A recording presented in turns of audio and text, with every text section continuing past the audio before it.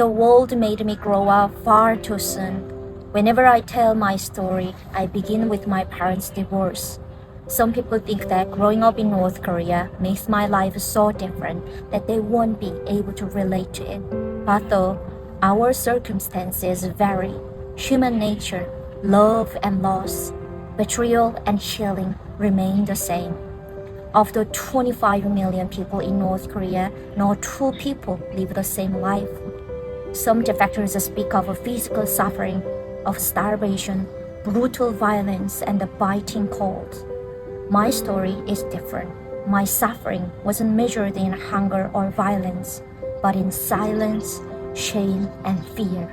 I grew up in an orphanage even though I had living parents. As the child of a mentally ill mother, I learned early that love and safety were not guaranteed.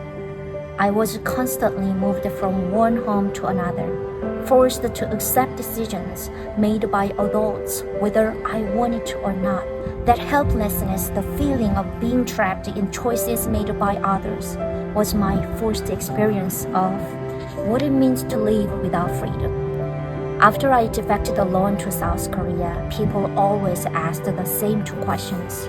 Why did you leave? How did you do it? At first, those questions cut like knives, explaining why meant digging up all the wounds and relieving the terror still etched in my body. Only now, after many years have passed, can I talk about it with a steady heart. Reflecting on the tumultuous experiences I endured in North Korea, at first it broke my heart, but over time I've come to realize that it was a blessing. Since I grew up worrying about everything, I learned to stay calm when life spun out of control because I had no one to rely on. I learned to depend on myself.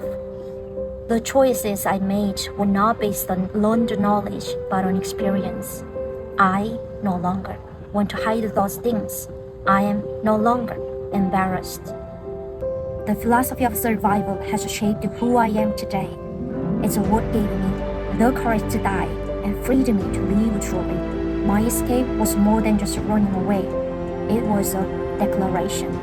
The moment I crossed the Amno River, I crossed the threshold between life, defined by fear, and life characterized by choice. That crossing became the foundation of everything that followed. It was the moment I stopped being a slave to a regime and began becoming the author of my own life. This book is not only about escape, it's about transformation. It's about what freedom costs and what it means to possess it finally.